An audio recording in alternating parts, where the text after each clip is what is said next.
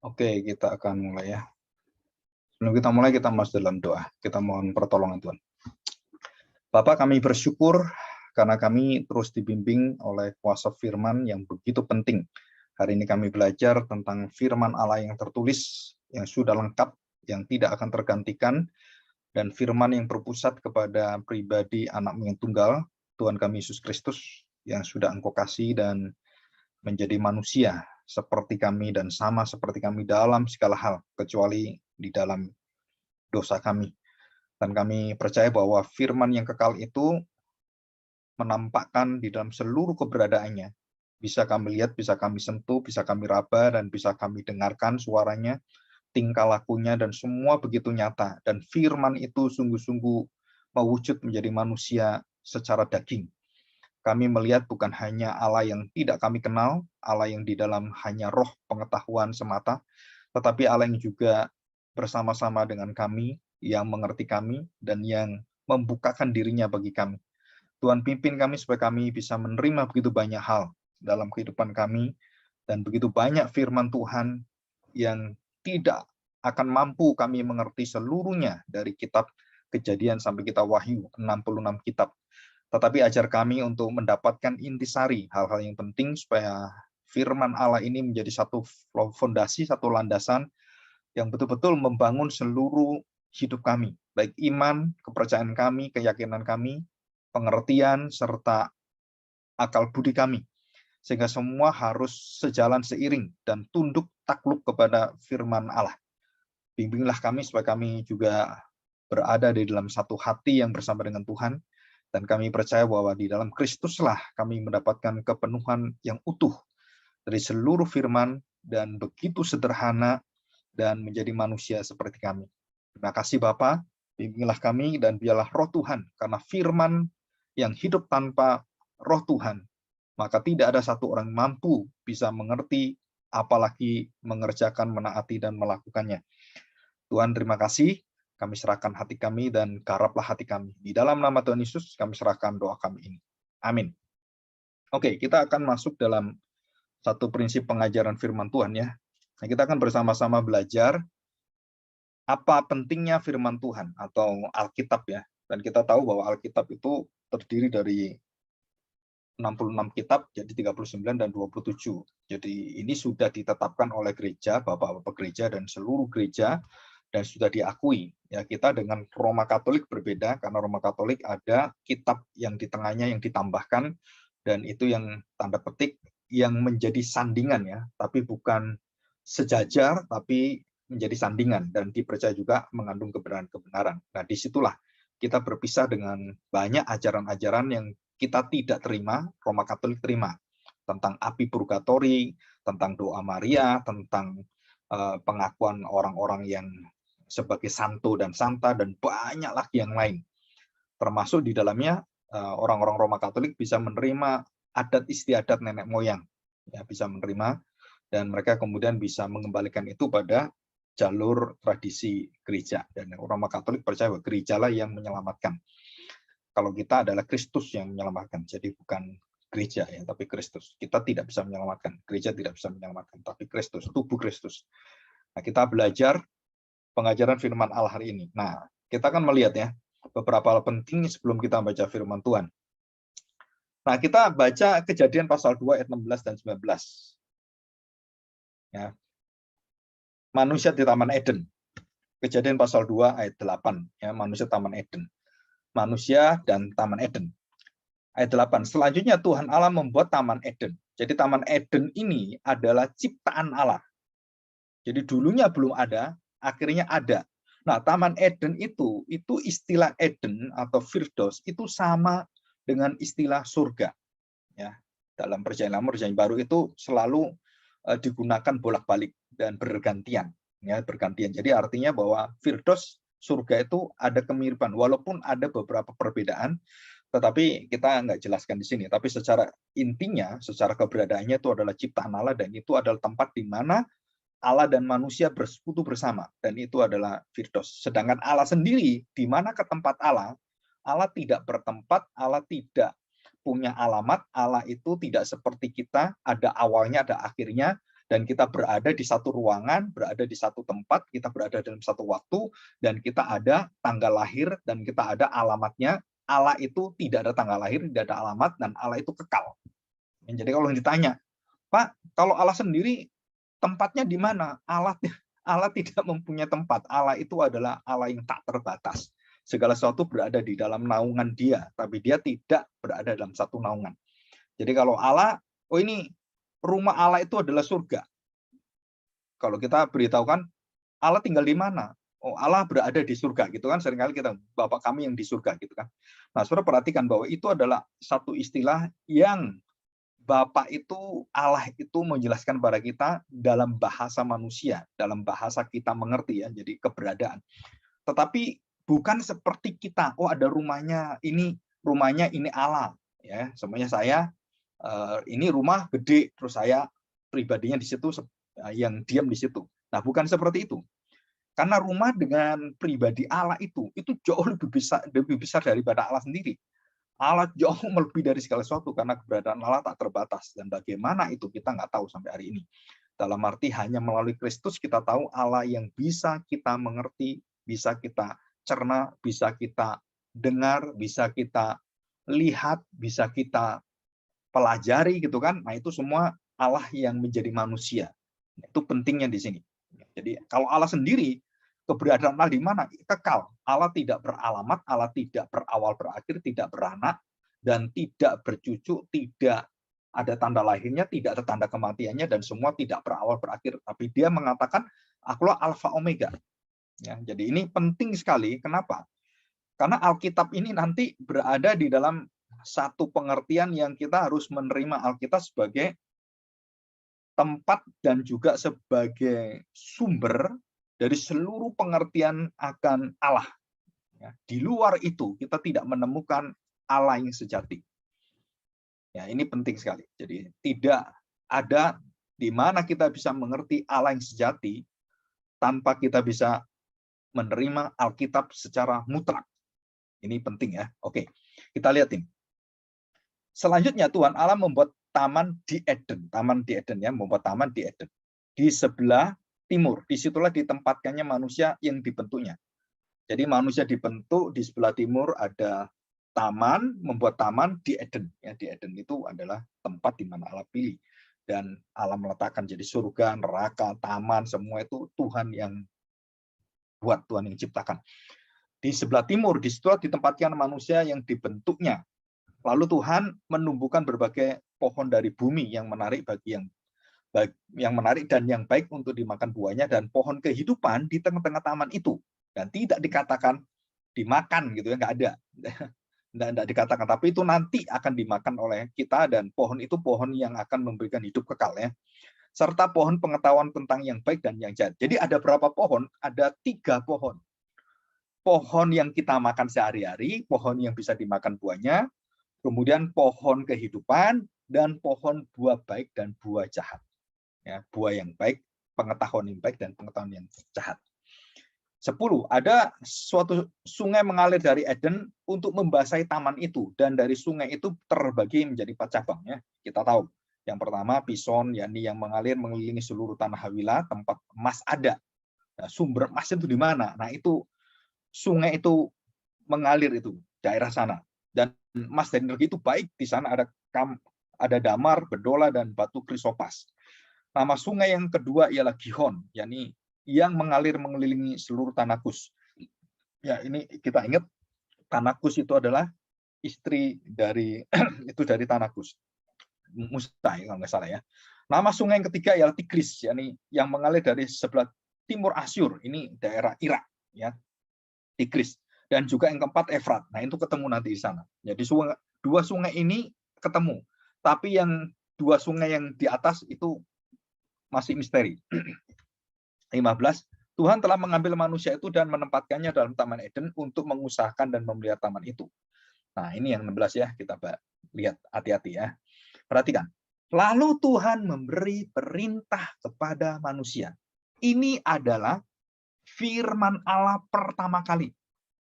Jadi manusia mendapatkan firman Allah pertama kali. Apa itu firmannya? Nah, ini ya, yang nanti dituliskan itu ya. yang kita terima sampai hari ini. Semua pohon dalam taman ini boleh kau makan buahnya dengan bebas. Semua pohon ini, ya. Jadi ada 3 pohon kan, pohon yang boleh dimakan semuanya. Tetapi pohon pengetahuan yang baik dan yang jahat itu janganlah kau makan buahnya, sebab pada hari engkau memakannya pastilah engkau mati. Jadi istilah mati ini otomatis bukan sesuatu pengetahuan yang baru, dan itu ada dalam diri Adam dan Hawa, sudah diberitahu Tuhan. Dan bagaimana Tuhan beritahu? Dari persekutuan dengan Tuhan. Nah, di situ Tuhan memberikan semacam satu persekutuan, bukan berarti persekutuan itu bisu ya, tapi Adam dan Hawa bersekutu dengan Allah, dan di situ Adam diberitahu tentang hal-hal yang harus dia terima, apa yang menjadi asal mulanya semua, dan dia diajar oleh Tuhan. Nah, itu semua kita nggak tahu, ya, semua itu dalam misteri, kita nggak tahu. Nah, dikatakan di sini, janganlah kau makan buahnya, pastilah engkau mati. Tuhan Allah berfirman, tidak baik kalau manusia itu seorang diri saja, aku akan menjadikan penolong baginya yang sepadan dengan dia. Jadi Adam itu menerima pertama kali firman itu dia sendiri, dan belum ada Hawa. Ada orang tanya pada saya, Pak, kok tahu Adam sendirian? Nah, ini ayatnya, dia belum menerima pasangannya, yaitu Hawa.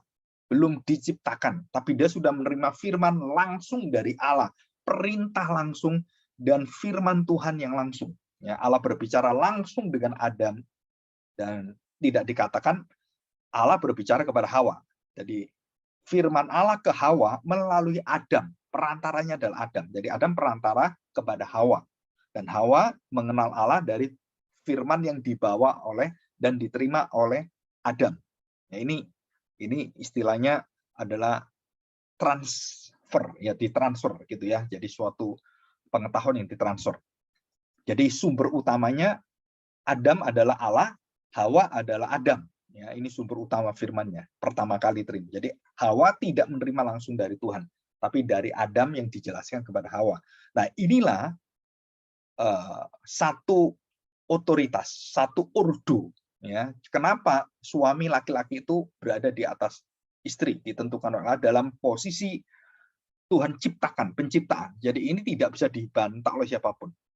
Jadi laki-laki kenapa harus memimpin, laki-laki kenapa harus yang mengendalikan semuanya dan punya tanggung jawab. Nah, karena di dalam dosa ada laki-laki yang nggak bisa bertanggung jawab, ada perempuan yang terlalu bertanggung jawab dan dia bisa kerja semuanya, laki-laki nggak bisa. Nah, itu bisa terjadi seperti itu. Tapi ordonya tetap bahwa segala sesuatu berada di dalam wewenang laki-laki. Ya, kalau itu normal ya, normal. Tapi banyak keluarga yang tidak normal. Artinya tidak berfungsi itu semua. Oke ya. Nah, Saudara perhatikan di sini. Jadi Allah berbicara kepada Adam, dan kemudian Adam memberitahukan kepada Hawa. Dan kita tahu bahwa Hawa tidak mendapatkan langsung dari Allah. Jadi tidak mendapat langsung, tapi dapat perantara dari Adam. Nah, kenapa iblis itu tidak langsung ke ke Adam menggodanya, tetapi dia melalui Hawa? Nah, Saudara tahu, karena otoritas yang diterima oleh Adam itu mempunyai kekuatan yang luar biasa. Dan iblis tahu di mana kelemahannya dan di mana titik celahnya, maka dia melalui perempuan. Dan melalui apa? Melalui, kalau kita lihat, melalui suara godaan. Jadi kalau laki-laki kan kalah dengan mata. Kalau perempuan itu telinganya. Jadi telinganya mendengar. Jadi suka mendengar. Nah, itu karakter kita sudah ada, seperti laki perempuan itu karakternya apa gitu ya. Kalau sudah mau pelajari itu ada di buku-buku yang umum ya, Mars, Venus, semuanya bagaimana maskulin, feminin. Kita ini punya kelemahan apa seorang laki-laki, perempuan, dan tidak bisa kita lawan ya. Istilahnya kodrat perempuan dan laki-laki. Nah, ini jelas sekali bahwa Hawa tidak menerima firman secara langsung, tetapi dari Adam, dan Adam dari Allah. Dan iblis mencobai bukan langsung pada Adam, tapi dia melalui Hawa dan tembus ke Adam. Ya, terus akhirnya Adam jatuh dalam dosa. Karena ini kita harus tahu bahwa orang yang menerima firman, nah ya penting ya, orang menerima firman dan langsung membaca firman Tuhan dan dia mengenal firman Tuhan itu jauh lebih kuat. Ya, kalau dia mendapatkan langsung seperti itu. Dan dia celahnya adalah dia melalui istrinya, melalui anaknya, melalui apanya gitu ya. Nah, dia dijatuhkannya tuh bukan langsung kepada dirinya, tetapi sekeliling dia yang berkaitan dengan dia, dan kemudian dia jatuh. Dan itu terjadi sepanjang sejarah manusia, cara iblis yang sama dan menjatuhkan seluruh orang-orang mulai dari Adam, terus kemudian Abraham, kemudian Daud, kemudian Salomo, Musa, sama, jatuhnya itu sama, dicobainya sama, dan caranya iblis sama, dan kemudian Tuhan Yesus juga dicobai dengan hal yang sama. Jadi tidak ada sesuatu yang baru di dalam cara iblis menggoda kita, dan kita tahu semua ini, dan Alkitab menjelaskan dengan sejelas-jelasnya. Dan di sini pentingnya apa? Jadi orang yang langsung bersumber dan membaca firman Tuhan, langsung firman yang dia pelajari dan dia belajar dari firman Tuhan, itu jauh lebih kuat pengertiannya, dasarnya, dan dia mempunyai kerinduan melalui Roh Tuhan dan membaca Alkitab. Itu ada satu kekuatan yang luar biasa. Dan firman itu loh yang menjadinya satu-satunya kekuatan dan sumber kebenaran dan juga sumber daripada seluruh kekuatan imannya. Dan itu di situ. Ya, jadi kalau saya dengar orang gitu, orang bicara firman Tuhan, saya dengar, oh ya baik. Orang lagi bicara khotbah, ada renungan, ada di YouTube gitu ya, saudara. Tapi beda sekali kalau saudara belajar sendiri dari firman Tuhan dan saudara menyelidiki sendiri firman Tuhan dan saudara belajar firman Tuhan itu. Dan itu beda sekali, saudara. Kekuatan firman Tuhan yang dikatakan oleh Martin Luther dan para reformator dan orang-orang Puritan yang sama dengan reformator juga, semua sama dalam iman mereka yang beriman pada sumber utama adalah Alkitab, dan Kristus adalah Alkitab yang sejati, dan Alkitab yang hidup adalah Kristus, firman yang hidup, ya, logos itu.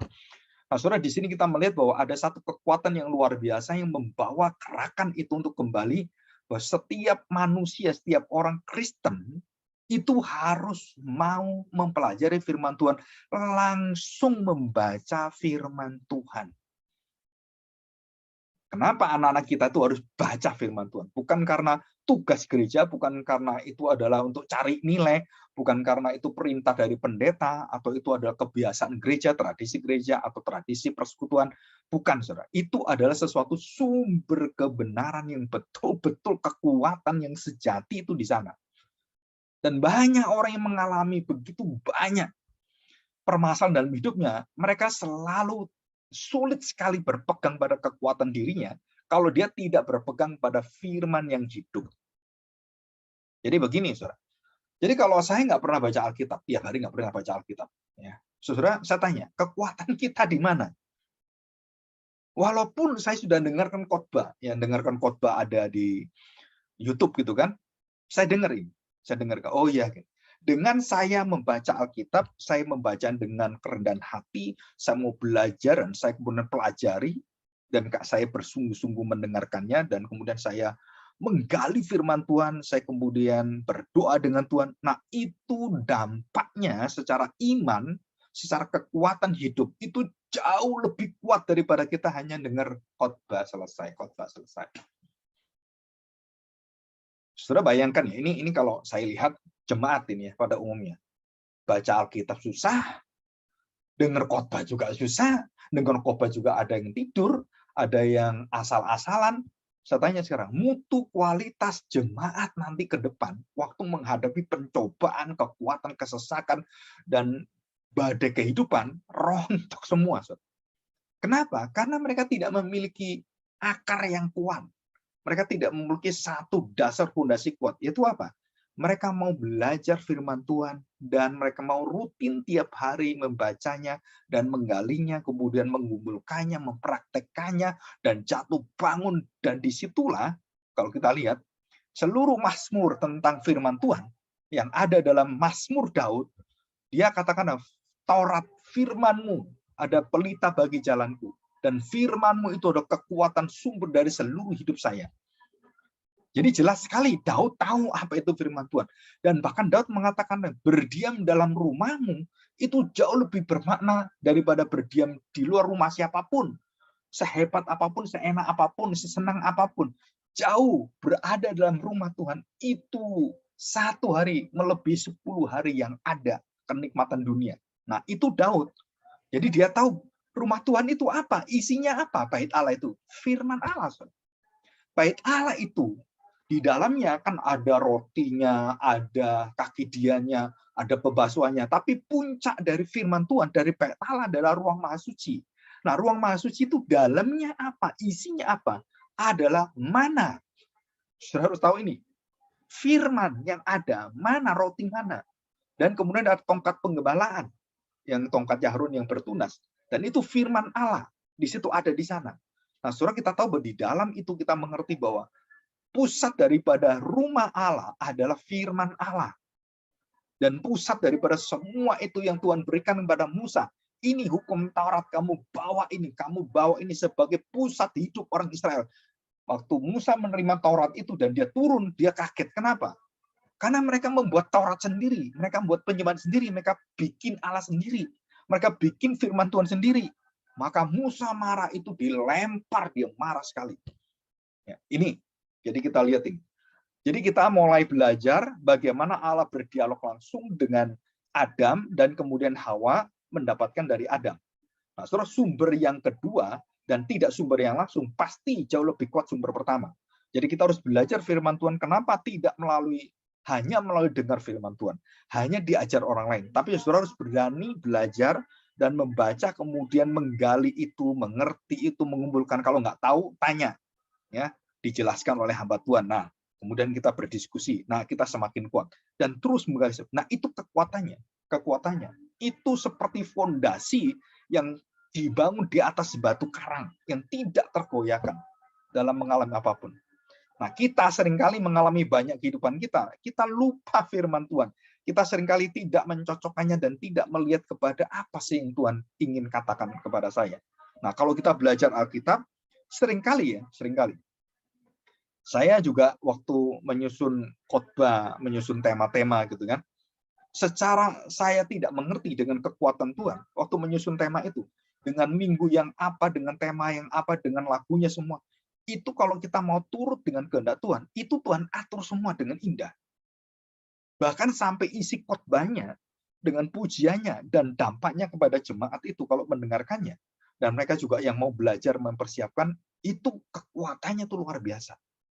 Jadi tidak asal-asalan. Jadi waktu saya membuat tema, terus menyusun khotbah dengan teks-teks Alkitab semuanya, wah itu pergumulan berat sekali. Kenapa? Karena saya nggak tahu apa-apa. Yang saya tahu adalah firman Tuhan, dan saya bergumul, dan semua harus, setiap jalan yang saya buka, setiap tema yang saya buat, itu harus menuju kepada meninggikan Kristus. Karena itu isi Alkitab, meninggikan Kristus. Ya. Jadi ini yang pertama. Jadi pada awal penciptaan Allah berbicara kepada Adam first hand. Jadi bukan second hand, bukan yang kedua, tapi yang pertama. Nah, saudara, kita diminta supaya kita memiliki cara bagaimana Allah itu memberikan firman first hand. Nah, kita harus menerima ini. Dan itu intisari daripada gerakan mencintai firman Tuhan yang digembar-gemborkan, dicanangkan oleh reformator khusus Martin Luther adalah semua jemaat harus kembali diperbolehkan dan punya hak untuk membaca Alkitab. Jadi bukan hanya paus, bukan hanya pekerja-pekerja gereja, pendeta-pendeta, bukan. Itu hak semua orang percaya, orang Kristen. Bahkan yang bukan Kristen pun punya hak baca Alkitab. Menurut Martin Luther seperti itu. Supaya mereka belajar siapakah Allah orang Kristen. Jadi ini jelas ya. Jadi firman pertama kali adalah tidak tertulis, tetapi diingat oleh manusia dan direkam dalam otaknya. Menjadi tradisi lisan firman. Jadi firman Tuhan yang pertama kali tidak ada kitabnya. Saudara harus tahu, firman yang ditulis pertama kali adalah firman yang ditulis oleh Tuhan. Di mana? Di Loh Batu. Jadi kertasnya itu apa? Bumi ini, gunung.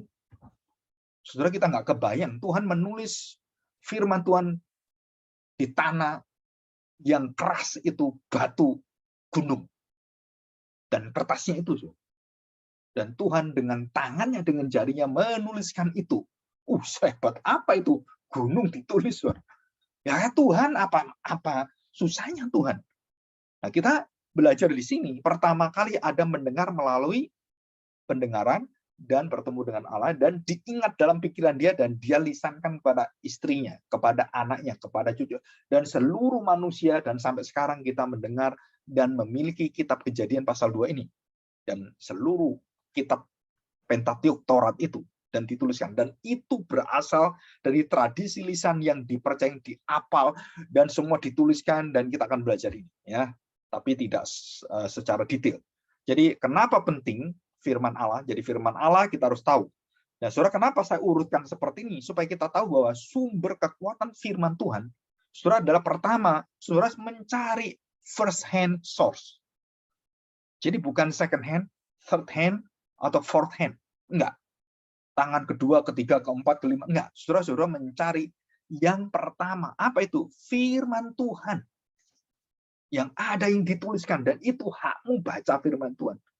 Jadi semua orang berhak baca firman Tuhan, semua orang harus dihakimi, diuji oleh firman Tuhan, dan dites oleh firman Tuhan. Jadi kalau saya khotbah, saya salah. Begitu saya salah khotbah, dan saya diberitahu, Pak, firman begini. Kenapa Bapak ngomong yang lain? Coba dilihat. Oh ya, benar ini firman. Maka saya harus ikut firman Tuhan. Walaupun saya pendeta, kalau terjadi kelemahan, kesalahan, ya saya harus mau ikut firman Tuhan. Bukan berarti, saya ini pendeta, kamu jangan ajarin saya. Kamu nggak sekolah Alkitab. Nggak bisa, saudara. Kenapa? Karena Tuhan akan membukakan bahwa semua orang akan dibuka mengerti firman Tuhan. Bahkan waktu di dalam Injil Lukas, saudara, anak-anak itu dan semua turuna-turuna itu akan belajar firman Tuhan dan tidak ada yang bisa mengajari mereka lagi. Dan mereka langsung bersumber pada firman Tuhan. Dan itu dikatakan dan sekarang sudah terjadi, saudara. Kenapa terjadi?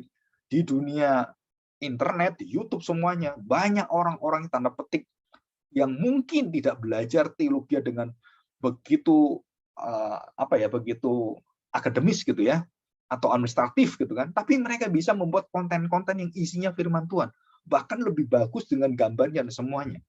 Karena mereka memiliki teknologinya, sedangkan pendeta-pendeta yang sudah tua-tua, yang umurnya sudah lebih daripada 40 tahun, 50 tahun, mereka jauh kalah dengan anak-anak muda.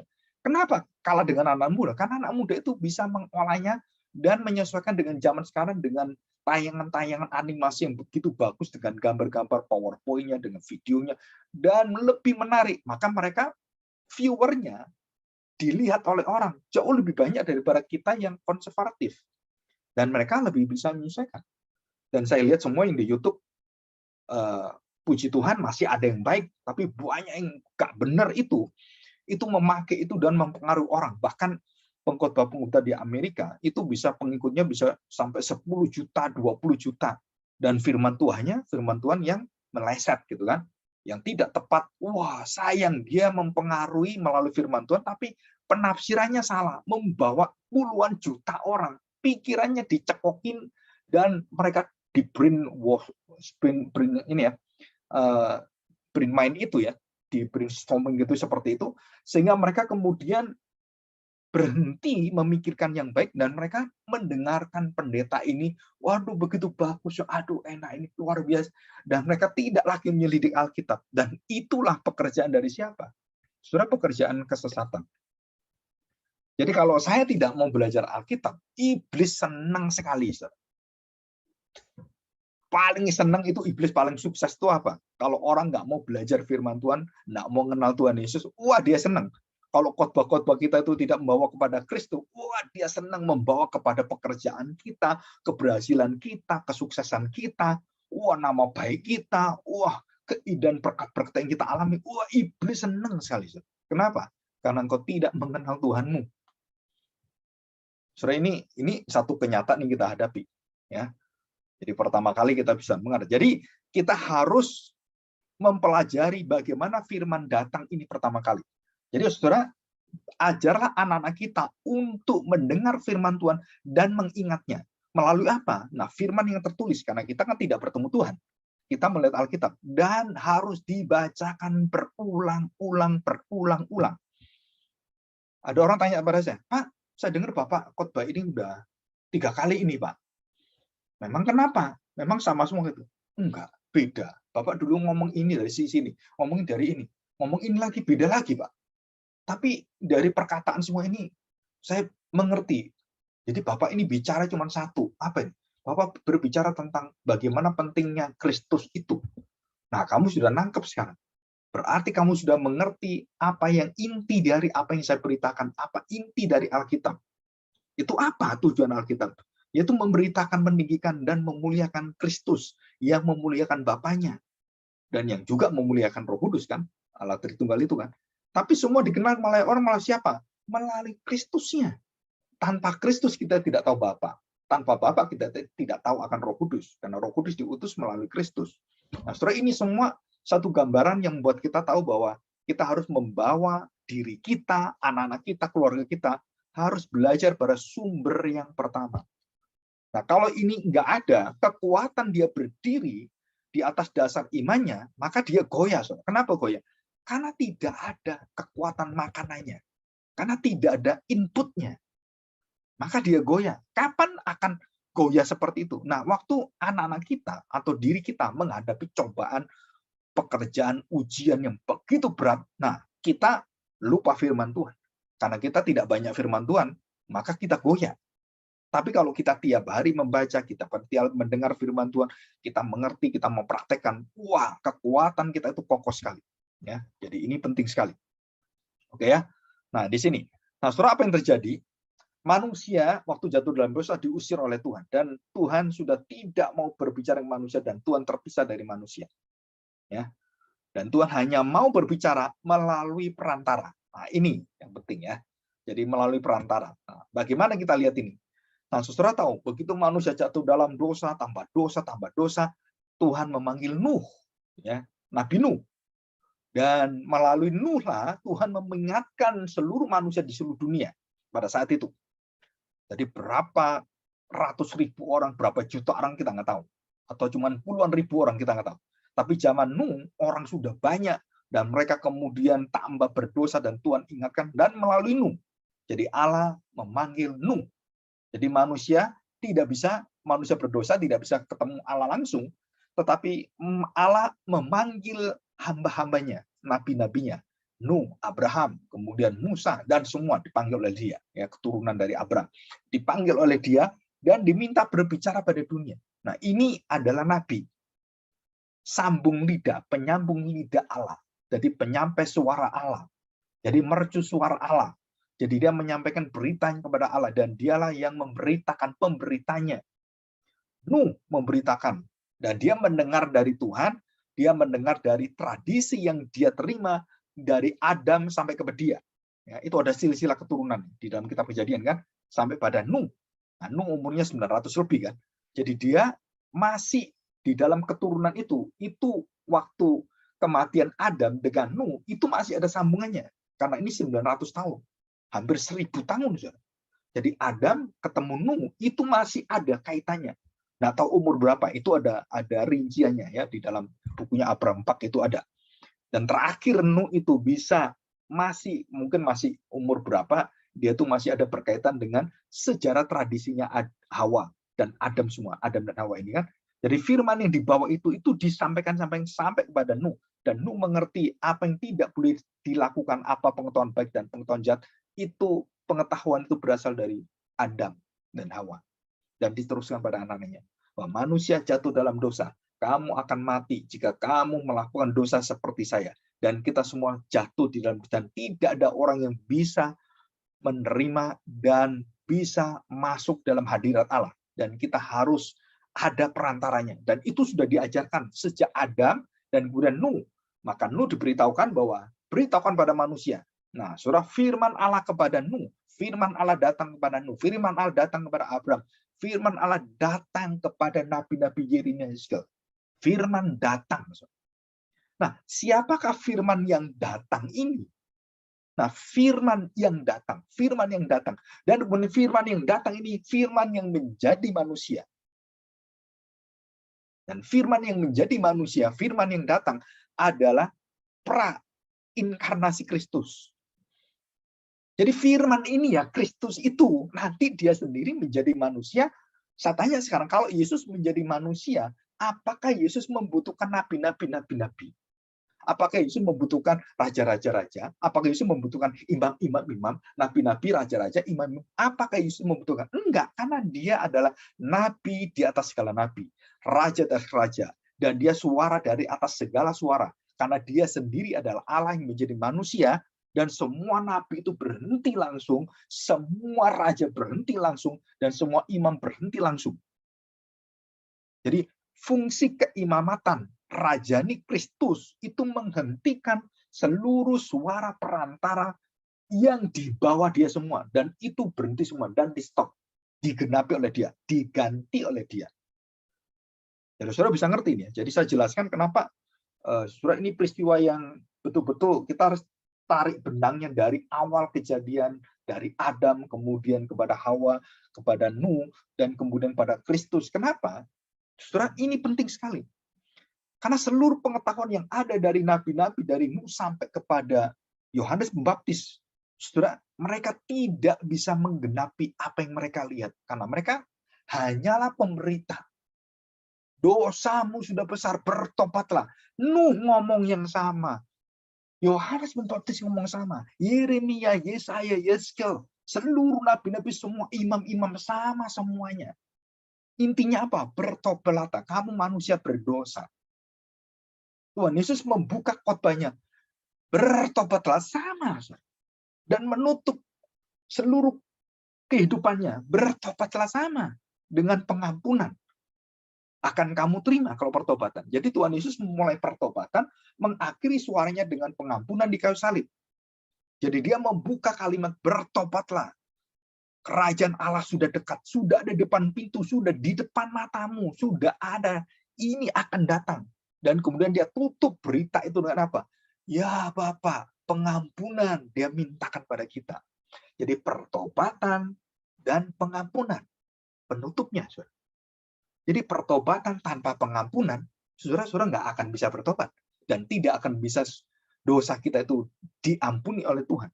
Jadi Kristus menutup semua khotbah pertobatan itu dengan pengampunan. Dan ini satu kekuatan yang ada dalam inti firman Tuhan. Jadi firman Tuhan dibawakan oleh setiap hamba Tuhan pendeta di mimbar. Saudara, intinya cuma satu, bertobatlah dan terimalah pengampunan, dan hidupmu akan dibawa dengan kuasa firman dan Roh Kudus. Dan kamu akan berjuang melawan itu semuanya, dan seluruh hidupmu akan diberi kekuatan yang luar biasa. Ya. Nah, saudara di sini. Jadi Abraham dipanggil oleh Tuhan keluar dari Ur Kasdim dan keluar dari penyembahan berhala. Abraham dan bapaknya, ya, Tera itu, saudara harus tahu, mereka adalah pembuat patung-patung berhala dan mereka penyembah berhala. Jadi saudara pikir bapaknya, nenek moyang Israel itu orang baik? Enggak, saudara. Penyembah berhala. Jadi kalau kita memberitakan firman Tuhan kepada orang-orang dukun penyembah berhala, saudara, apa salahnya? Abraham juga sama. Abraham dipanggil keluar, dan Tuhan pilih Abraham sebagai bapak segala bangsa. Setelah dipanggil, dan Abraham menjadi penyambung lidah untuk seluruh bangsa-bangsa yang akan mendapatkan keselamatan. Melalui apa? Melalui imannya Abraham. Melalui perkataan yang dia terima, firman yang dia terima dari mendengar firman Allah. Imannya itu, dalam kepercayaannya itu, Abraham membawa keselamatan. Kalau kamu memiliki iman seperti Abraham yang dianugerahkan Tuhan, maka kamu semua akan diselamatkan. Jadi bukan dari keturunan. Bukan dari, oh ini keturunan fisik Abraham. Bukan. Jadi keturunan itu tidak menyelamatkan. Kenapa? Karena orang Israel banyak dibinasakan Tuhan. Dan seluruh bangsa Israel yang ada di padang belantara itu dibinasakan Tuhan semua. Dan generasi yang baru masuk tanah perjanjian. Jadi ini mengerikan sekali. Loh, Pak, katanya kaum pilihan. Nah, kok dibinasakan? Saudara, itu semua keadilan Tuhan. Karena mereka tidak mau mendengar, mereka bersungut-sungut dan mereka melawan Tuhan. Ya. Nanti saya lagi nyusun satu tema-tema yang mungkin perlu kita dengarkan. Jadi apa yang disebut sebagai orang tanda petik yang pasti masuk surga, yang pasti masuk neraka. Cirinya apa? Nah, saudara, itu saya lagi pelajari dan saya ingin menyampaikan itu supaya orang-orang akan tahu, saya ini manusia masuk neraka enggak? Atau masuk surga nggak saya? Nah, saudara, itu ada pendeteksinya. Kalau seperti ukuran itu temperatur tubuh kita, oh ini sakit atau tidak, oh ini orang ini mati atau tidak. Nah, dilihat jantungnya, detaknya. Kita juga sama, kerohanian kita juga sama. Ini orang ini mati nggak ya? Dia hidup nggak dalam Tuhan? Nah, itu semua sama. Ada ukuran-ukurannya. Ya. Nah, Abraham dibawa dan kemudian diangkat oleh Tuhan dan diberi anugerah oleh Tuhan, diberi perjanjian oleh Tuhan, dan dia dihidupkan oleh Tuhan. Dalam hatinya dia diberi anugerah iman supaya memanggil dan menyebut Yahweh itu sebagai Allah dia. Terus disitulah Abraham, ya, akulah Yahweh. Dan Abraham melihat Allah memperkenalkan diri pada dia dan dia langsung menerima itu dan dia tidak menolak sama sekali. Jadi semua panggilan kepada Nuh, Abraham dan semua nabi, semua dipanggil Tuhan, itu tidak ada yang kemudian Tuhan, udah saya nggak mau. Saudara, kalau kita lihat Yunus dipanggil oleh Tuhan sebagai nabi. Apa dia mau? Saya katakan mau. Tapi waktu dia diberi berita, harus ke Niniwe, baru dia ngomong, Tuhan saya nggak mau, ini bangsa jahat. Tapi dia dipanggil sebagai nabi, itu sudah terima. Jadi bukan, oh ini belum dipanggil, jadi belum jadi nabi. Bukan, Yunus sudah nabi, sudah dipanggil, sudah diurapi Tuhan, sudah jadi nabi. Dan waktu dia diminta ngabarkan Injil, berita keselamatan pada bangsa yang bobrok Niniwe itu, nah Yunus menolak Tuhan bukan menolak dia jadi nabi, bukan. Menolak, kenapa Tuhan memberitakan ke sana? Kok nggak kepada bangsa ini sendiri? Bangsa ini bejat luar biasa. Beritakan pada bangsa ini supaya bertobat. Jangan Niniwe. Ini loh gereja dulu beritakan. Kenapa gereja nggak diberitakan? Kenapa ya ke orang lain? Ke bangsa-bangsa lain, ke agama lain. Nah, saudara, itu pikiran Yunus sama dengan pikiran gereja kita sekarang. Kenapa nggak di dalam dulu? Kenapa nggak gereja dulu? Ayo kita ngabarkan Injil. Saudara, Injil sudah diberitakan. Anak sulung itu dosanya apa? Loh, kenapa kamu kok melihat adik seperti itu dirayakan? Kok saya nggak dilihat? Sama. Itu semua karakter yang sama. Bangsa Israel selalu sama seperti itu. Jadi bersungut-sungut pada Tuhan. Oke, kita akan lihat ini ya. Kita lihat Keluaran. Surat Keluaran pasal 20 ya. Keluaran pasal 20. Nah, kita lihat ini Keluaran pasal 20 adalah ke-10 firman Allah. Nah, perhatikan. Saudara, waktu Tuhan menuliskan dan lalu Allah mengucapkan segala firman ini. Ya, jelas ya, Allah mengucapkan segala firman. Jadi siapa yang memberitahukan Musa dan siapa yang berbicara pada Musa? Firman. Segala firman ini, mengucapkan segala firman ini. Nah, kemudian akulah Tuhan Allahmu yang membawa engkau keluar dari tanah Mesir, dari tempat perbudakan. Jangan ada padamu Allah lain di hadapanku. Dan itu pilar pertama adalah dosa yang paling ujung. Dan seluruh dosa itu terikat dengan satu kekuatan hukum pertama Taurat apa? Allah lain. Ilah dalam hidup kita.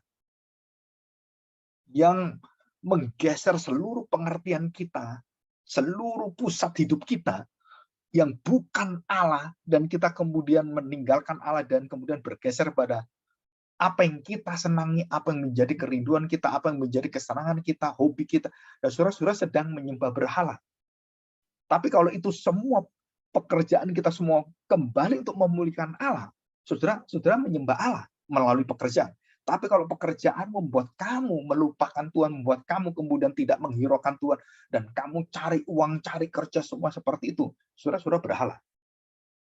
Jadi ujungnya apa? Ujungnya bagi dirimu, saya kerja untuk kesenangan saya kerja untuk memuliakan Tuhan. Nah, itu ujungnya beda.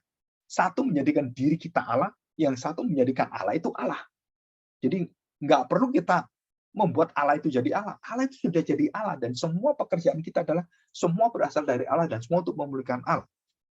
Dan ini satu pengertian bahwa firman itu datang dan firman itu kemudian mengucapkan apa yang harus dituliskan dan kemudian Tuhan tuliskan. Dan itu dituliskan oleh jari Tuhan. Di mana?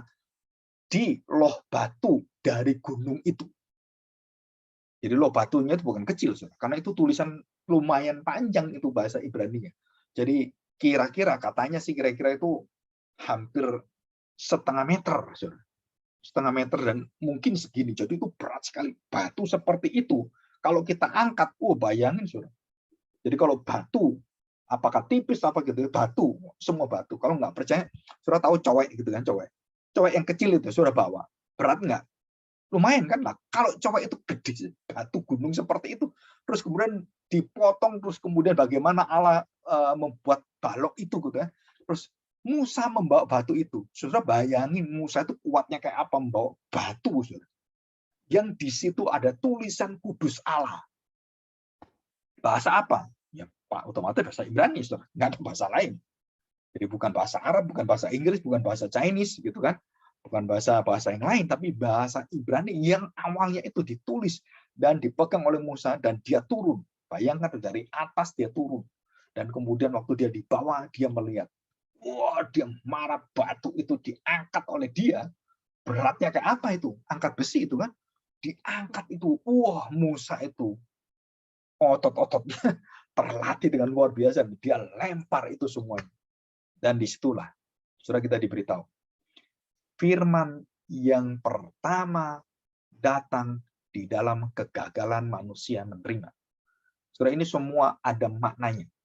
Dan waktu kehancuran bangsa Israel membuat anak lembu emas dan kemudian dihancurkan dan dilebur oleh Musa, dan sampai semua dilebur dan kemudian dituang oleh Musa, dan mereka semua harus dikuduskan, ya, dikuduskan. Nah, saudara perhatikan, di sini waktu Musa memerintahkan itu dan dia kemudian melihat bahwa batu yang ditulis Allah dirusak. Siapa yang rusak? Ya dia lempar.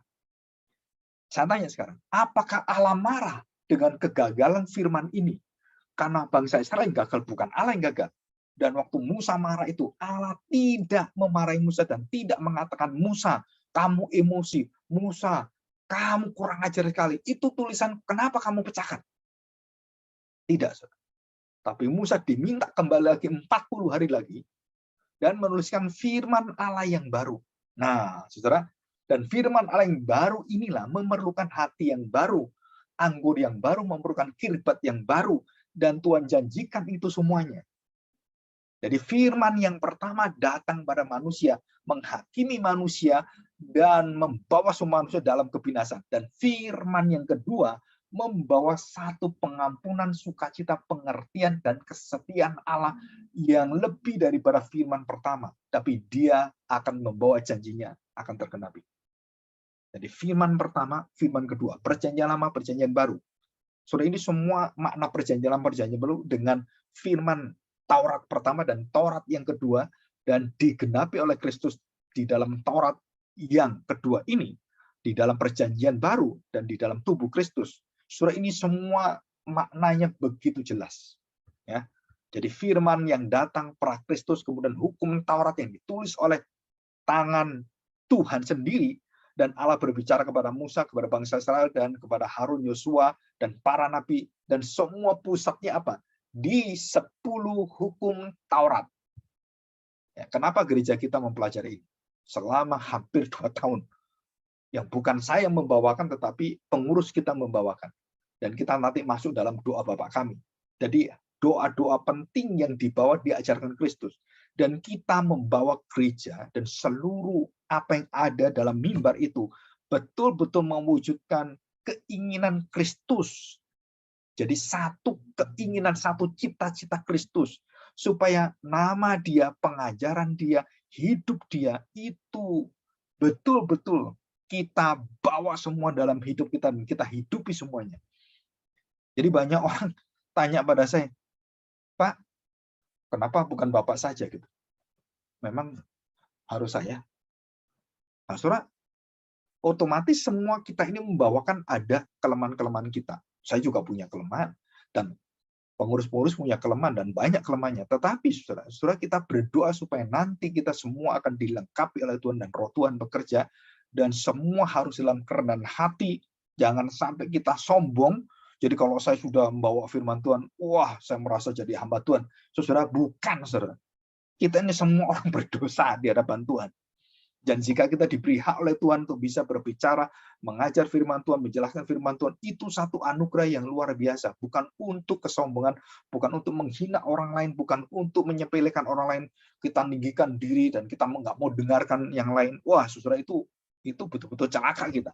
Ya. Dan kita harus tahu ini. Oke, kita lihat sekarang ya. Di dalam kalimat selanjutnya. Nah, saudara di sini. Ya. Kita lihat ya.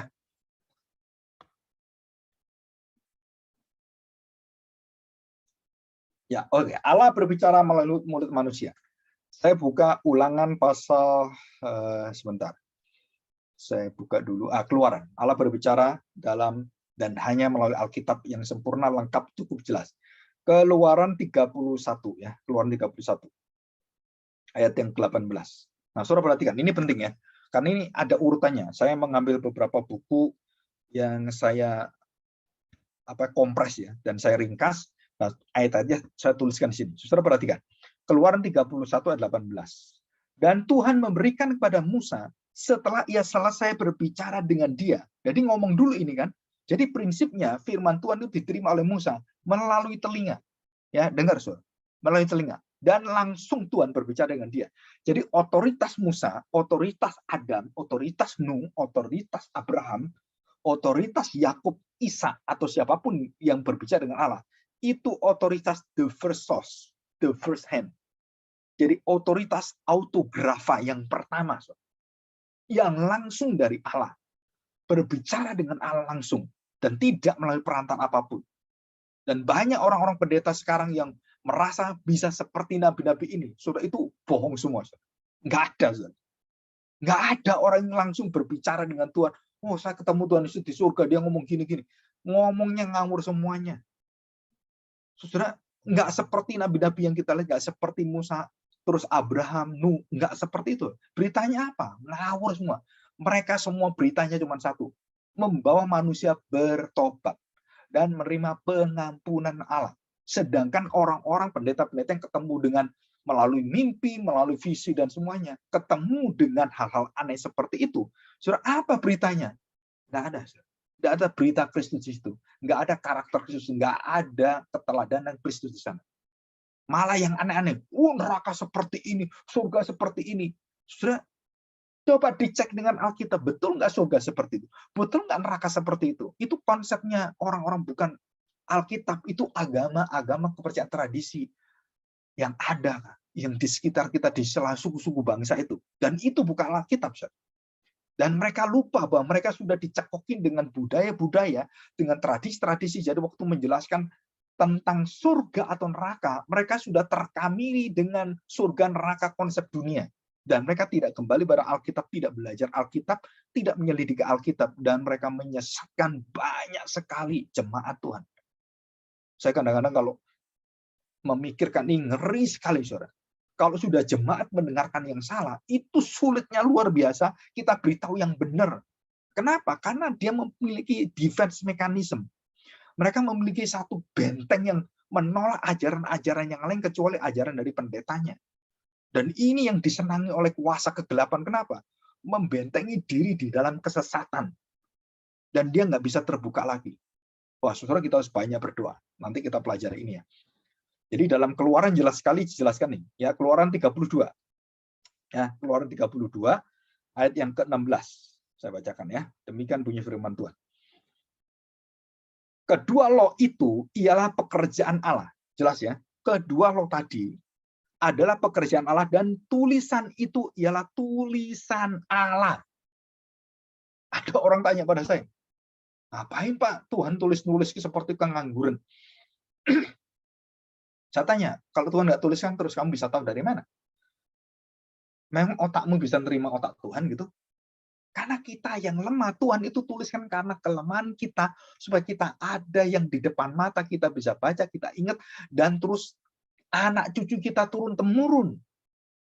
Jadi itu diwariskan, Taurat itu. Tulisan itu adalah tulisan Allah ditukik pada lolo itu. Ketika Yosua mendengar suara bangsa itu bersorak, berkatalah ia pada Musa, ada bunyi sorak peperangan kedengaran di perkemahan. Tetapi jawab Musa, bukan bunyi nyanyian kemenangan, bukan bunyi nyanyian kekalahan, bunyi orang menyanyi berbalas-balasan. Itulah yang kudengar. Dan itu kesesatan mereka. Mereka merayakan satu penyembahan berhala yang diangkat yang diangkat sebagai dewa-dewa dan orang-orang nabi-nabi mereka. yaitu anak lembu emas. Saudara. Dan Musa kaget sekali melihat ini. Ya, ini ya. Kita lihat pasal 34 sekarang. 34 ayat yang pertama dan 28. Berfirmanlah Tuhan kepada Musa, pahatlah 2 loh batu sama dengan yang mula-mula. Berfirman Tuhan pada Musa, pahatlah. Jadi ini jelas kan? Musa yang mengerjakan loh yang kedua. Dia yang memahat. Jadi Musa itu bawa palu, bawa pakai apa itu mahat. Dan Musa pasti dia mengerti. Mengerti apa? Dia sudah mendapatkan pengetahuan tentang besi, bagaimana alat-alat perang, dari zaman dia dididik di Mesir sejak dari kecil. Dan dia menjadi besar dan dia dididik dalam peralatan Mesir yang sangat canggih. Dan dia diminta oleh Tuhan untuk pahatlah 2 loh batu sama dengan yang mula-mula. Maka aku akan menulis pada loh itu segala firman yang ada pada loh yang mula-mula yang telah kau pecahkan. Ya. Oke, kita lihat di sini.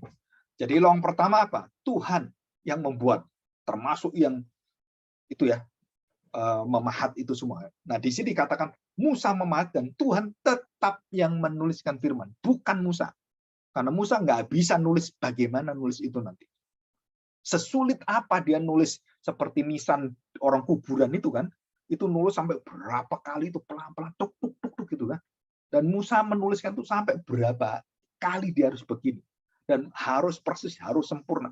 Dan Allah tidak memakai tangan Musa. Memakai hanya Musa membuat pahatannya aja. Jadi baloknya aja. Dan kemudian menuliskan tetap Tuhan. Jadi firman Tuhan pertama dan firman Tuhan kedua semua dituliskan oleh Tuhan. Dan di sini tulis Tuhan, sini tulis oleh Tuhan. Jadi dua-duanya tulis oleh Tuhan. Dan kemudian saudara tahu. Dan kemudian firman isinya ini dan ini sama. Bedanya apa? Bedanya hati orangnya yang beda. Bedanya Tuhan yang membukakan hatinya. Dan ini Tuhan menutup hatinya. Tuhan membuang mereka. Tuhan membinasakan mereka. Dan di sini Tuhan membuka hatinya. Tuhan mencerahkan, mencelikkan semua. Dan Tuhan memberitahukan. Dan Tuhan berjanji, aku akan memberitahukan pada kamu. Saudara, ini perbedaannya. Jadi firmannya sama, firmannya sama. Ditulisnya sama, ditulisnya sama. Baloknya sama dari gunung itu kan. Pahatannya dari gunung itu. Nah, saudara, isinya sama dan beda akibat dan penerimanya. Jadi di sini Allah menyatakan kamu orang berdosa binasalah, bertobatlah. Dan di sini kamu orang berdosa, ini pengampunannya. Dan ini hukum law kedua. Ini hukum perjanjian baru menunjuk kepada Kristus. Dan disitulah kita lihat. Jadi sejak Musa sudah tahu perjanjian baru. Sejak Musa sudah melihat Kristus jauh ke depan. Ya. Jauh di depan dia. Di situ. Dan ini satu kekuatan yang luar biasa. Ya, oke, kita lihat ayat yang ke-28 sekarang ya. Perhatikan. Dan Musa ada di sana bersama-sama dengan Tuhan 40 hari 40 malam lamanya. Tidak makan roti dan tidak minum air. Dan ia menuliskan pada loh itu segala perkataan perjanjian, yakni ke-10 firman. Ya. Dan Musa bersama-sama dengan Tuhan 40 hari 40 malam lamanya, tidak makan, tidak minum air, dan ia menuliskan pada loh itu segala perkataan perjanjian, yakni ke-10 firman. Dan dia yang kemudian menuliskan itu. Jadi tadi Tuhan yang memahatnya, dan Tuhan tulisan-tulisan Tuhan, dan kemudian Tuhan memakai yang tangan kedua adalah bagaimana loh itu dijelaskan dan bagaimana loh itu kemudian harus dituliskan. Tuhan memakai Musa dengan kekuatan Allah itu, dengan pengertian dan kecerdikannya, maka Tuhan memakai Musa menuliskan di sana pada loh itu segala perkataan perjanjian ini. Jadi kita lihat sekarang. Jadi apa pengertiannya bahwa loh pertama ini dituliskan, loh kedua dituliskan, dan kemudian Musa diminta untuk ikut di dalamnya menuliskan itu. Bagaimana menuliskannya itu semua di dalam satu misteri, bagaimana mengerjakannya. Jadi Allah mengerjakan, manusia mengerjakan. Allah mengerjakan di sini tidak dikatakan siapa ini Musa mengerjakan, tapi pada loh kedua Allah mengerjakan selesai dan Musa kemudian dipekerjakan Allah dan menuliskan di situ. Apa yang dituliskan Allah? dan dituliskan oleh Musa. Jadi ada satu tanggung jawab dari Musa dan juga tanggung jawab dari seluruh orang-orang percaya yang menuliskan semua apa yang sudah ada pertama dan dia tuliskan pada Loh itu dengan kekuatan yang luar biasa itu. Dan itu semua di dalam satu pekerjaan Allah yang luar biasa. Dan Musa diberikan kekuatan oleh Allah mengerjakan ini semuanya. Jadi dua, yang mengerjakan Allah dan Musa juga mengerjakannya. Bagaimana Pak ini bisa sama? Saudara, antara Allah yang mengerjakan dan antara manusia mengerjakan. Tanggung jawab daripada manusia dan Allah yang bertanggung jawab dalam seluruh. Dia berdaulat menentukan segala-galanya dan dia mengerjakan segalanya. Dan manusia juga mengerjakannya. Nah, so di sinilah ada satu misteri yang kemudian kita tahu bahwa semua pekerjaan adalah karena kekuatan Allah. Dan Musa diberi Allah pengertian, kekuatan, dan hikmat untuk mengerjakannya. Dan Tuhan yang memimpin Musa. Jadi bukan kekuatan Musa. Kalau saudara katakan, oh ini berarti Musa. Kalau Musa nggak mau bagaimana? Bukan. Tapi ini betul-betul kuasa Allah menyertai Musa. Coba kita lihat ini ya. Perhatikan ini. Ya. Ayat 28 dan 29 ya. Nah ini. Ketika Musa turun dari Gunung Sinai, kedua loh hukum Allah ada di tangan Musa. Ketika ia turun dari gunung itu, tidaklah ia tahu bahwa kulit mukanya bercahaya, dan karena ia telah berbicara dengan Tuhan. Saudara perhatikan ya. Pertama, Musa tidak kelihatan wajahnya bercahaya. Tapi yang kedua, dikatakan di sini, Musa bercahaya mukanya. Ketika Harun dan segala orang Israel melihat muka Musa, tampaklah kulit mukanya bercahaya, maka takutlah mereka mendekati dia. Tetapi Musa memanggil mereka, maka Harun dan segala pemimpin jemaah itu berbalik kepadanya, dan Musa berbicara kepada mereka. Sesudah itu mendekatlah segala orang Israel itu, lalu disampaikannya kepada mereka segala perintah yang diucapkan Tuhan kepadanya di atas gunung Sinai. Dan sama yang ada di tangannya, Musa mengatakan apa yang ada, dan dia dengar dari Tuhan, yang tertulis di kitab itu, di kitab pahatan itu, dan dia ngomong lagi kepada orang-orang itu semua. Sama, jadi suara Allah didengar Musa, tulisan Allah dan tulisan Musa ada di pahatan itu, dan dia mengucapkan itu, apa yang ada dari suara Allah, apa yang ada di pahatan, dan suara dia sama semua persis. Dan tidak ada ditambah dikurang. Jadi kalau saya mau tahu, berarti Musa ini bukan orang yang bodoh. Musa ini bukan orang yang sembarangan, karena dia tahu kalimat-kalimat dengan persis apa yang ada dalam firman Tuhan, apa yang dia dengar. Jadi IQ Musa, pengertian Musa, kecerdasan Musa, itu bukan kecerdasan biasa. Kecerdasannya sangat-sangat brilian sekali. Karena dia bisa mengingat dengan tepat dan mengatakannya dengan tepat, dan itu dia katakan bukan sekali dua kali, dan berkali-kali dia membicarakan tentang Taurat ini. Ya. Dan ini satu pekerjaan yang luar biasa. Ya. Oke, kesimpulannya begini. Jadi Allah berbicara melalui mulut manusia. Ya, dalam Ulangan nanti diulangi, Allah memerintahkan melakukan, menjalankan seluruh kehendaknya. Saudara baca semua yang ayat-ayat yang saya kasih. Kalau kita tidak taat, kita akan dibinasakan, dihukum, dibuang. Kalau kita taat, kita diberkati, kita bersekutu dengan dia, dan kita dijamin hidup kita oleh dia. Ya, kitab Ulangan itu kutuk dan berkat. Yang keempat, Allah berbicara dalam hanya melalui Alkitab yang sempurna, lengkap, cukup, dan jelas. Ya, jadi Alkitab kita itu jelas. Dan seluruh Alkitab itu menuju kepada kegenapannya, menuju kepada satu yang menjalankan, yang mengisi, yang memulai, yang mengakhiri semua beritanya, semua apa yang terjadi, semua menuju kepada satu wujud, yaitu firman menjadi manusia, Mesias. Sang Mesias, yaitu Yesus Kristus. Pribadi manusia Yesusnya. Karena Mesias itu adalah sebutannya. Sang Mesias. Pribadi manusia adalah Yesus, Sang Mesias. Yesus Kristus. Nah, saudara, di sini tulisan Musa dan semua yang berkenaan dengan semua apa yang dia kerjakan, semua menuju kepada satu janji Allah. Di mana itu akan digenapi. Jadi ini jelas sekali. Musa sudah mengatakan ini jauh hari ya, sudah mengatakan jauh-jauh hari. Oke, nah saudara kita akan melihat selanjutnya. Ya, kita lihat selanjutnya. Nah, saudara perhatikan baik-baik. Waktu Tuhan menyampaikan kepada nabi, Tuhan juga memakai malaikat, ya, memakai malaikat dan juga memakai imam. Waktu Tuhan Yesus Imam Zakaria dipakai, dan imam lain dipakai. Termasuk hakim-hakim juga dipakai oleh Tuhan. Dan itu orang-orang yang dipakai oleh Tuhan. Allah menetapkan segala sesuatu, dan waktu dia mengatakan kalimat-kalimat dalam penciptaan, saudara, itu langsung terjadi. Dan dia memelihara, dia menjagai, dan waktu dia berbicara pada manusia, dan dia menetapkan semua dalam perkataan apa yang dia langsung dan tidak langsung Allah berbicara. Saudara, waktu Allah menciptakannya, dia langsung berbicara semua jadi. Dan waktu dia berbicara pada manusia, dia memakai mediasi. Dia memakai satu, karena manusia jatuh dalam dosa, dia memakai perantara, dan mulailah perantara-perantara. Sampai akhirnya perantara-perantara ini memuncak dan menunggu pada perantara di atas perantara. Ya, pengantar di atas pengantara, yaitu Kristus. Nah, itu dalam Ibrani pasal 1, coba kita lihat ya. Ibrani. Ya, pasal 1 ayat 1. Setelah pada zaman dahulu Allah berulang kali dan dalam berbagai cara berbicara pada nenek moyang kita dengan perantaraan nabi-nabi. Maka pada zaman akhir ini terakhir, Saudara. Jadi bukan nanti ada lagi setelah itu nabi yang ke-17, nabi yang ke-19, nabi yang ke-20, 30, ke-35 gitu kan. Ada lagi nabi yang nggak ada.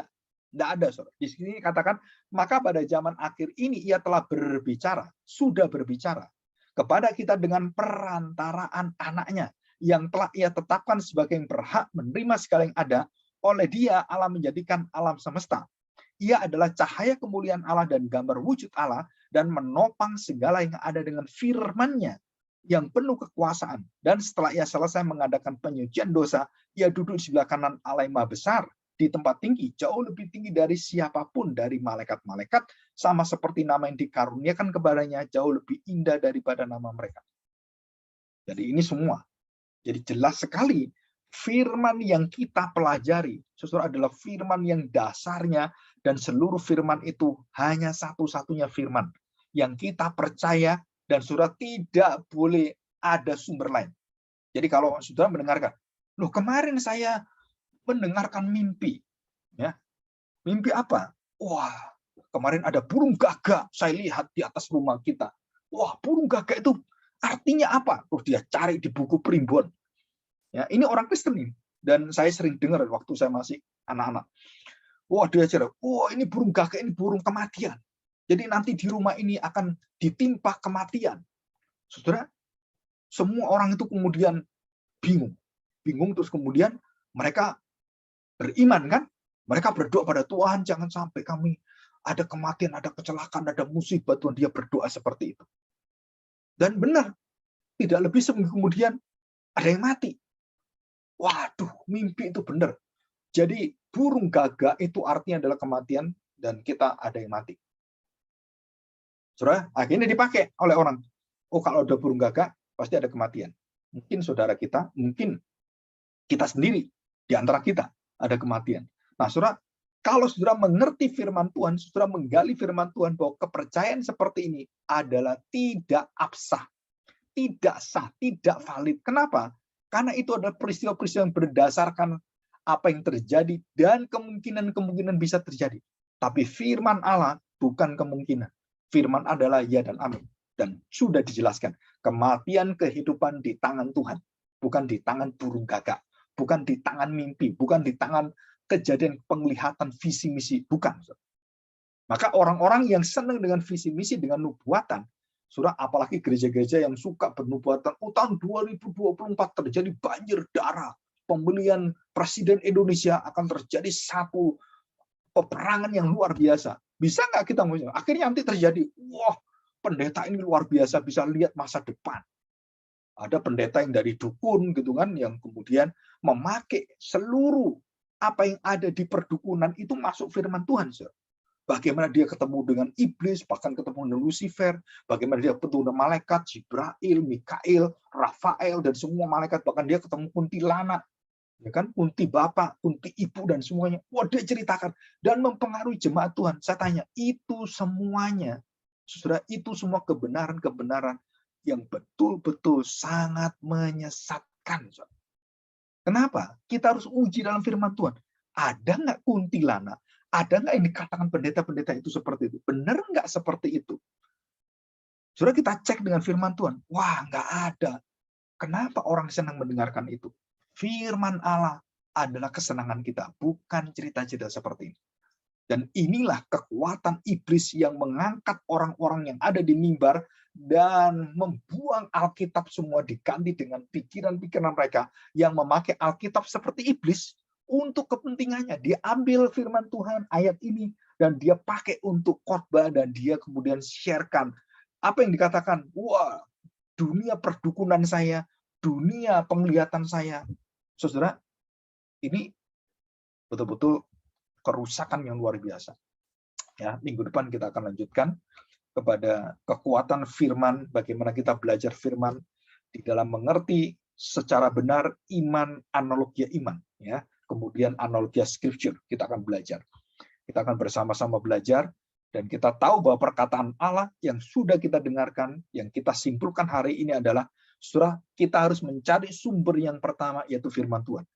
Dan tidak ada yang bisa menambahkan firman Tuhan dengan seluruh cerita, baik itu dari penglihatan, bahkan ketemu Tuhan Yesus, bahkan dengan seluruh apa yang ada, bahkan sampai terjadi kebenarannya. Semua itu tidak akan menggantikan firman Tuhan. Dan kita harus percaya firman Tuhan ini adalah yang mutlak, benar, dan tidak ada yang ada di atasnya. Dan semua berada di dalam kekuatan, kendali, dan otoritas firman Tuhan. Saudara, ini penting sekali. Kenapa? Karena banyak jemaat yang mendengarkan pengajaran-pengajaran, mereka tidak pernah belajar. Nah, disitulah jemaat-jemaat seperti ini, itu menjadi jemaat-jemaat yang di dalam kegelapan.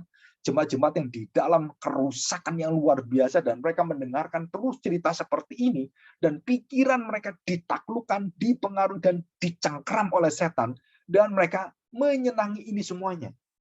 Waktu firman Tuhan diberitahukan dan dibukakan, kalau bukan karena pekerjaan Tuhan, saudara, itu mental semuanya. Dan saya pernah ketemu dengan jemaat seperti ini dengan hamba Tuhan. Nggak bisa, saudara. Saya pernah ketemu dengan jemaat yang mengabarkan Injil pada orang mati. Waktu kita beritahu, nggak bisa. Kenapa nggak bisa? Karena mereka kekeh. Mereka tetap ngotot luar biasa. Dan mereka tidak mau pakai Alkitab. Mereka memakai Alkitab untuk kepentingannya. Dan sudah dijelaskan, sudah diberitahu. Mereka tetap, baik itu saksi Yehova, pengabaran Injil orang mati, dan banyak yang lainnya.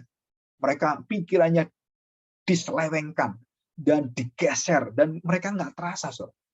Waktu kita baca firman Tuhan dengan benar, dengan teliti, kita tahu bahwa gereja dilindungi oleh Tuhan. Dan firman Tuhan yang dimengerti oleh jemaat sudah dituliskan, sudah ada buku-buku yang bagus, dan buku-buku iman yang luar biasa yang menjaga kita, dan kita belajar itu. Dan kita kembalikan lagi pada hati kita masing-masing.